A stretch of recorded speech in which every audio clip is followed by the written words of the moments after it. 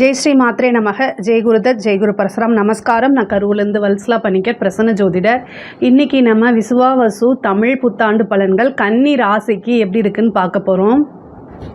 இந்த வருடம் எப்போ பிறக்குது, அதாவது தமிழ் வருடம் எப்போ பிறக்குது அப்படின்னா 14/4/2025 திங்கட்கிழமை, பிரதமை திதி, கௌளவ கரணம், சுவாதி நட்சத்திரம், துலா ராசியில் இந்த தமிழ் வருடம் பிறக்குது. கன்னி ராசியை பொறுத்த வரைக்கும் நிறைய நன்மைகள் தான். பொதுவாகவே இவ்வளோ ஒரு 1.5 வருஷ காலமாக பார்த்திங்கன்னா உங்களுடைய ராசியில் கேது இருந்துச்சு.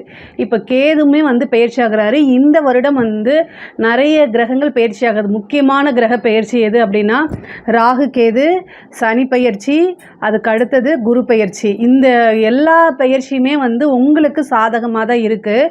7ஆம் இடத்துல வரக்கூடிய சனி கண்டச்சனி தானே அப்படின்னு நீங்கள் நினைக்க வேண்டாம். கண்டச்சனியாக இருந்தாலும் கூட 7ஆம் இடத்துல சனி திக்பலம் பெறுவார். அது இல்லாமல் கன்னி ராசிக்கு 5 கூடையவர் சனி. அதனால் 7ஆம் இடத்துல இருக்கார். 7ஆம் இடம் அது போக பாதகஸ்தானமாக இருக்கனால கெடு பலன்கள் அப்படிங்கிறது சனிக்கிட்ட இருந்து உங்களுக்கு வராது. அதனால் கவலையே வேண்டாம். அது இல்லாமல் ராகு 6ஆம் இடத்துக்கும், கேது 12ஆம் இடத்துக்கும் போகிறாரு. கேதுக்கு 12ஆம் இடம் ரொம்ப ரொம்ப நல்ல இடம். உங்களுடைய ராசியை பொறுத்த வரைக்கும் இவ்வளோ நாளாக நீங்கள் என்ன தொட்டாலும் சரி ரொம்ப கஷ்டமாக இருக்கும். பல சவால்களையும் பல இன்னல்களையும் தாண்டி தான் நீங்கள் வந்திருப்பீங்க. பொதுவாகவே புதன் பார்த்திங்கன்னா கன்னி ராசிக்கு அதிபதி, மிதுன ராசிக்கும் புதன் அதிபதி. ஆனால் இதிலேயே 12 ராசிகள்லேயே ரொம்ப சவால்களை சந்தித்து ரொம்ப ப்ரொஃபஷ்னலாக இருக்கக்கூடியவங்க கன்னி ராசிக்காரங்க தான். கன்னி ராசிக்காரங்க எப்போவுமே ரொம்ப ப்ரொஃபஷ்னல் எத்திக்ஸாக இருப்பீங்க. அதாவது ஒரு தொழிலை உங்ககிட்ட இருந்து எல்லா விஷயங்களையும் எடுத்துக்கிட்டால் கூட, அபகரிச்சுக்கிட்டால் கூட திரும்ப ஒரு ராஜ்யத்தையே உருவாக்கி கொடுக்கக்கூடிய அளவுக்கு உங்களுக்கு திறமை இருக்குது. ஏன் அப்படின்னா புதன் உங்களுடைய ராசியில் உச்சமாகிறார் இல்லைங்களா. ஸோ புதன் அப்படிங்கும்போது பெரும் அளவுக்கு நாலேஜ், நல்ல அறிவு. அப்போது அந்த ஒரு அறிவு இருந்துட்டால் எல்லா விஷயத்துலையும் சமாளிக்க முடியும் அப்படிங்கக்கூடியது தான். நீங்கள் அதே மாதிரி அப்டேட்டடாகவும் இருப்பீங்க. எந்த தொழில் சார்ந்தாலும் சரிங்க, உங்களுடைய தொழிலை பொறுத்த வரைக்கும் நீங்கள் ரொம்ப கிரேட்டாக இருப்பீங்க, அப்டேட்டடாக இருப்பீங்க. ஒரு விஷயத்தை உங்களுக்கு முடியல அப்படின்னா திரும்ப திரும்ப செஞ்சு அதை எப்படியாவது சாதிக்காமல் விடவே மாட்டீங்க. 12 ராசிகள்லேயே நல்ல பிஸ்னஸ் மைண்டு இருக்கக்கூடிய ராசி கன்னி ராசி தான். இந்த வருடம் உங்களுக்கு ரொம்ப ரொம்ப நல்ல பலனு. கேது இவ்வளோ நாளாக உங்கள் ராசியிலேருந்து செமையான மன அழுத்தங்களை கொடுத்துருப்பாரு. இன்னதான் இல்லை அப்படின்னு நீங்கள் சொல்ல முடியாத அளவுக்கு துயரங்கள் இருந்திருக்கும். இருந்தாலும் உங்களுக்கு இந்த கேது போகிறதே மிகப்பெரிய வெற்றின்னு தான் நான் சொல்லுவேன். மனம் மகிழ்ச்சியாக இருங்க, சந்தோஷமாக இருங்க.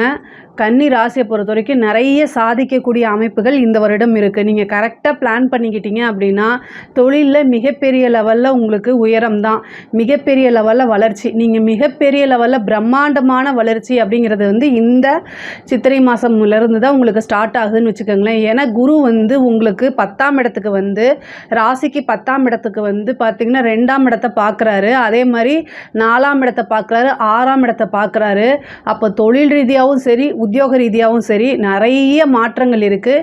எல்லாமே நீங்கள் நினச்ச மாதிரி நன்மையான மாற்றங்கள் தான், நீங்கள் விரும்பக்கூடிய மாற்றங்கள் தான். மாற்றம், முன்னேற்றம் இது கன்னிராசிக்கு இந்த ஒரு வருடத்துக்கு எப்போவுமே மாறாமல் இருக்க போது. மிகப்பெரிய லெவலில் நீங்கள் ஆகணும் அப்படின்னு நீங்கள் உங்களுக்கு ஒரு ட்ரீம் வச்சுருப்பீங்க இல்லையா, உங்களுக்குன்னு ஒரு சில கனவுகள் வச்சுருப்பீங்க இல்லையா, லட்சியங்கள் அடையிறது, இந்த மாதிரி விஷயங்கள் எல்லாமே இந்த வருடத்தில் உங்களுக்கு கண்டிப்பாக நிறைவேறும். பொதுவாகவே தொழில் ஸ்தானத்தில் தொழில் உங்களுக்கு 2ஆம் இடத்தை பார்க்கணும். தொழில் மூலிமா நல்ல வருமானம் வரும். அதே மாதிரி ஏற்கனவே இருந்த பார்ட்னர்ஷிப்லாம் விலகிறதுக்கு உண்டான அமைப்பு. அதே மாதிரி உங்களுக்கு புது பார்ட்னர் கிடைக்கிறதுக்கு உண்டானது. தொழில் தொடங்குறதுக்கு கடன், பேங்க்கு இவ்வளோ நாளாக ஏதோ ஒரு ரீசனால் லோனை ரிஜெக்ட் பண்ணுறது, சிபில் ஸ்கோர் பத்தாமல் இருக்கிறது, இந்த மாதிரி விஷயங்கள்லாம் இருந்துச்சு அப்படின்னா இந்த குரு பெயர்ச்சியில் உங்களுக்கு அது எல்லாமே நிவர்த்தியாகி தொழில் தொடங்குறதுக்கு கடன் கிடைக்கும். அதே மாதிரி தொழிலுக்காக வாங்கின கடனையும் உங்களால் அடைக்க முடியும். அதே மாதிரி ஒரு தொழிலுக்காக வாகனம் வாங்குறது, ஒரு இடம் வாங்குறது, ஒரு பெரிய பிளேஸ் வாங்குறது, இந்த மாதிரி விஷயங்கள் எல்லாமே நடக்கும். உத்தியோகத்தில் இருக்கவங்களுக்கு இது ரொம்ப ரொம்ப சூப்பருங்க. உத்தியோகத்தில் இருக்கவங்களாம் நல்ல வளர்ச்சி, திடீர்னு ஒரு ப்ரமோஷன் கிடைக்கும். நீங்கள் எதிர்பார்த்துருக்கவே மாட்டீங்க. உங்களுக்கு வர வேண்டியதில்லை, வேறு யாருக்காவது போக வேண்டியது உங்களுக்கு வந்து அதிர்ஷ்டம் மாதிரி லக் மாதிரி வந்து என்னென்னா உங்களுக்கு ப்ரொமோஷன் கிடச்சிரும். சேலரி இன்க்ரிமெண்ட்டு நீங்கள் எதிர்பாராத வகையில் நிறைய நல்ல மாற்றங்கள் இருக்குது. நான் இவ்வளோ நாளாக உங்களை அங்கீகரிக்கலைனாலுமே இப்போ நீங்கள் வேலை பார்க்குற இடத்துல உங்களுக்கு நல்ல அங்கீகாரம் பாராட்டுகள்லாம் கிடைக்கும். உங்களோட திறமைகளை வெளிப்படுத்துங்க, கண்டிப்பாக அதுக்குண்டான பலாபலன் உறுதியாக கிடைக்கும். சனியோடைய 7ஆம் பார்வை வந்து உங்களுடைய ராசிக்கு இருக்கனால சனியும் சந்திரனும், அதாவது நீங்கள் என்ன நட்சத்திரமாக வேணால் இருங்க, கன்னி ராசிக்காரங்க உங்களுடைய நட்சத்திரத்தில் மாதத்தில், அதாவது சனியோடைய பாதிப்பு குறையணும் அப்படின்னா, ஏன்னா சனியும் சந்திரனும் சேரும்போது பாசிட்டிவும் இருக்குது நெகட்டிவுமே இருக்குது. அப்போது இந்த சனியோடைய பார்வை சந்திரன் மேலே இருக்கும்போது உங்களுக்கு நிறைய வாய்ப்புகள் வரும். ஆனால் சம்டைம் என்னென்னா உங்களை அறியாமையே சோம்பேறித்தனம் வந்துடும். அந்த சோம்பேறித்தனத்தை தவிர்க்கிறதுக்கு நீங்கள் என்ன பண்ணணும் அப்படின்னா, சனி வந்து உங்களுடைய ராசியை பார்க்குது இல்லையா, அப்போ வந்து அன்னதானம் கொடுக்கணும். யாராவது ஒரு நபருக்கு, அதாவது வயதானவர்களாக இருக்கணும், அவங்க உண்மையிலேயே பசி உள்ள நபர்களாக இருக்கணும். சில பேர்லாம் வந்து சாப்பாடை வாங்கிட்டு அதை கொண்டு போய் விற்றுட்டு அந்த காசை வாங்கி ட்ரிங்க்ஸ் போட்டு போயிடுவாங்க. அந்த மாதிரி இதுக்கு நீங்கள் தயவுசெய்து என்கரேஜ் பண்ணாதீங்க. உண்மையாலுமே ரொம்ப நீங்கள் வாங்கி கொடுக்குறது, அவங்க என்ன கேட்டாலும் வாங்கி கொடுங்க. இட்லி கேட்டாலும் சரி, பிரியாணி கேட்டாலும் சரி, ஒருத்தருக்கு உங்களுடைய உழைப்பில் இருந்து ஒரே ஒருத்தருக்கு சாப்பாடு வாங்கி கொடுங்க. அவங்க உண்மையாலுமே நல்லபடியாக சாப்பிட்டு மன மகிழ்ச்சி ஆயிட்டாங்க அப்படின்னாலே சனியோடைய பிளெஸ்ஸிங் ஈஸியாக கிடச்சிரும். அன்னதானம் அதுக்கு பேர். நமக்கு தெரியாதவங்க, எந்த வகையிலுமே நமக்கு தொடர்பு இல்லாதவங்களுக்கு அதை நீங்கள் கொடுங்க. உங்களுடைய நட்சத்திரம் வந்து உத்திர நட்சத்திரமாக இருந்தால் உத்திர நட்சத்திரத்தன்னைக்கு தானம் கொடுங்க. இதே ஹஸ்த நட்சத்திரமாக இருந்தால் ஹஸ்த நட்சத்திரத்தன்னைக்கு தானம் கொடுங்க. என்ன நட்சத்திரமோ மாதத்தில் ஒரு நாள் உங்கள் ஜென்ம நட்சத்திரம் வர அன்னைக்கு இதை நீங்கள் பண்ணுங்கள். இந்த சனியோடைய இது வந்து என்னென்னா பார்வை வந்து உங்களுக்கு அப்படியே பாசிட்டிவாக மாறிடும். சனி வந்து சந்திரனை பார்க்கும்போது புணர்ப்பு தோஷம் இல்லையா, அது வந்து அப்படியே அந்த இது பாசிட்டிவாக வேலை செய்ய ஆரம்பிச்சிடும். மிகப்பெரிய பிரபலியமாகக்கூடிய யோகமும் அப்படியே கிடச்சிடும். சனி 9ஆம் இடத்தை பார்வையிடுறாரு. உங்கள் ராசிக்கு வந்து 7 இருந்து 3ஆம் பறவை 9ஆம் இடத்தை பார்வையிடுறாரு. அதனால் வந்து பேர் புகழ் இது எல்லாமே கிடைக்கும். தெய்வத்துடைய அனுகிரகம் ஈஸியாக கிடைக்கும். குலதெய்வ வழிபாடு பண்ணுங்கள். குலதெய்வத்தை அதாவது உங்களுடைய ராசிக்கு 4ஆம் இடத்தை சனியும் பார்க்குறாரு, குருவும் பார்க்குறாரு. இந்த ஒரு வருட காலத்துக்கு குலதெய்வத்துடைய ஆசையை நீங்கள் வாங்கிக்கிறது ரொம்ப ரொம்ப நல்லது. குலதெய்வ வழிபாடு பண்ண மிகப்பெரிய லெவலில் உங்களுக்கு ஒரு யோகமாக மாறும். குலதெய்வத்துடைய அனுகிரகம் உங்களுக்கு கிடச்சிச்சு, பரிபூரணமாக கிடச்சிச்சு அப்படின்னா நீங்கள் எடுக்கக்கூடிய ஒவ்வொரு முயற்சியிலையுமே வந்து சக்ஸஸ் ஆக முடியும். எந்த காரியம் எடுத்தாலும் அது வெற்றி தான். காரியம் வெற்றியாகணும், காரியம் சித்தியாகணும் அப்படின்னா குலதெய்வ வழிபாடு உறுதியாக பண்ணணும். அதை ஏன்னா சனி 4ஆம் இடத்துக்கு எப்பெல்லாம் வருதோ அல்லது 4ஆம் இடத்துக்கு எப்பெல்லாம் பார்க்குதோ அந்த டைமில் குலதெய்வ வழிபாடு பண்ணுறது ரொம்ப ரொம்ப சிறப்பான விஷயம். அதனால் இந்த ஒரு 2.5 வருஷத்தை நீங்கள் விட்டுறாதீங்க. அதுவும் இந்த ஒரு வருட காலத்துக்கு குருவும் சேர்ந்து பார்க்குறாரு. அது இன்னும் ரொம்ப ரொம்ப கூடுதலான சிறப்பான பலன்களை உங்களுக்கு சேர்த்துரும்.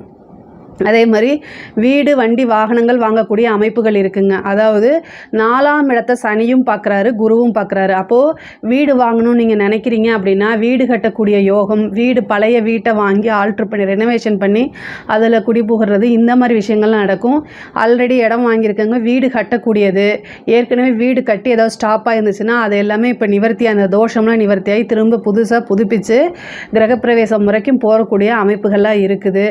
அதாவது இந்த டைமில் வந்து நிறைய காசு பணம் வரும். ஒரு சின்ன லோன் எடுத்தாவது உங்களுடைய கனவுகளை நனவாக்குறதுக்கு முயற்சி பண்ணுங்கள். நீங்கள் என்ன முயற்சி பண்ணுறீங்களோ அது அத்தனையுமே இந்த வருடத்தில் வந்து பலிதமாகும். அதனால் தாராளமாக நீங்கள் பண்ணலாம். வாகனங்கள் வாங்கக்கூடிய அமைப்புகளும் இருக்குது, கார் வாங்கக்கூடிய அமைப்புகள் இருக்குது. இதெல்லாமே யூஸ் பண்ணிக்கோங்க.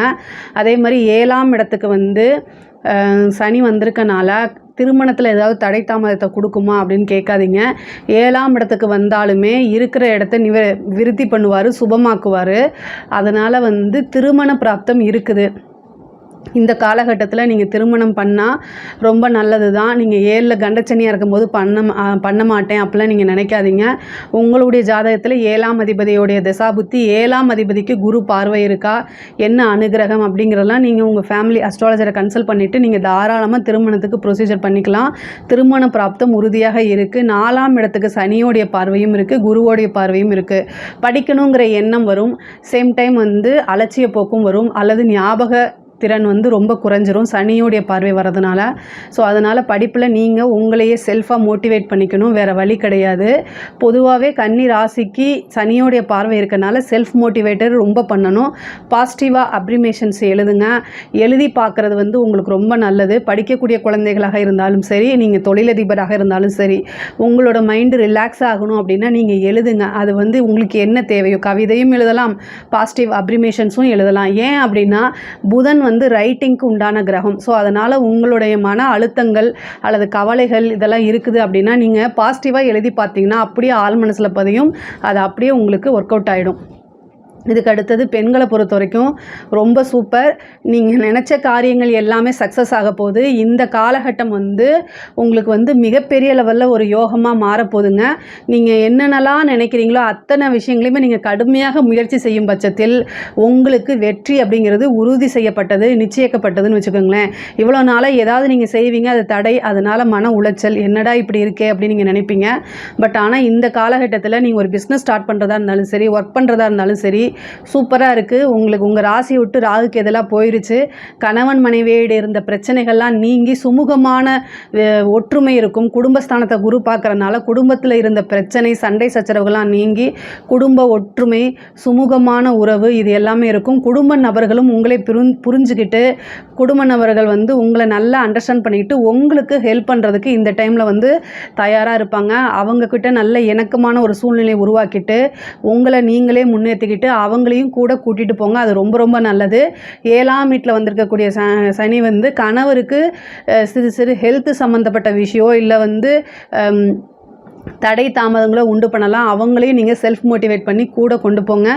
ஆடை ஆபரண சேர்க்கை இது எல்லாமே ரொம்ப நல்லா இருக்குது. உங்களுக்கு புதுசாக நிறைய விஷயங்கள் முயற்சி பண்ணுங்கள். சும்மா வீட்டில் இருந்துட்டு ஒரு ஆன்லைன் பிஸ்னஸ் பண்ணால் கூட இந்த வருஷம் வந்து உங்களுக்கு அது பெரிய லெவலில் கிளிக் ஆகிடும். அதே மாதிரி கலைத்துறை சம்மந்தப்பட்டவங்களுக்குலாம் இது நல்ல வளர்ச்சி, பிரம்மாண்டமான வளர்ச்சி. 6ஆம் இடத்துல வந்திருக்கக்கூடிய ராகு வந்து உங்களுக்கு நல்ல வளர்த்து விடுவார். அதே மாதிரி 9ஆம் இடத்துல சனி இருக்கனால உங்களுடைய பேர் நிரந்தரமான பெரிய லெவலில் வெற்றி வாய்ப்பு, உங்களுடைய நீங்கள் எடுத்த காரியங்கள் எல்லாத்துலேயுமே வெற்றி வாய்ப்பு, உங்களுடைய மிகப்பெரிய லெவலில் பேர் வந்து புகழ் வந்து பாராட்டுகள் இது எல்லாமே ஆட்டோமேட்டிக்காகவே வரதுக்குண்டான அமைப்பு இருக்குது. அரசியல் துறை சம்மந்தப்பட்டவங்களுக்கு இது ரொம்ப சூப்பருங்க.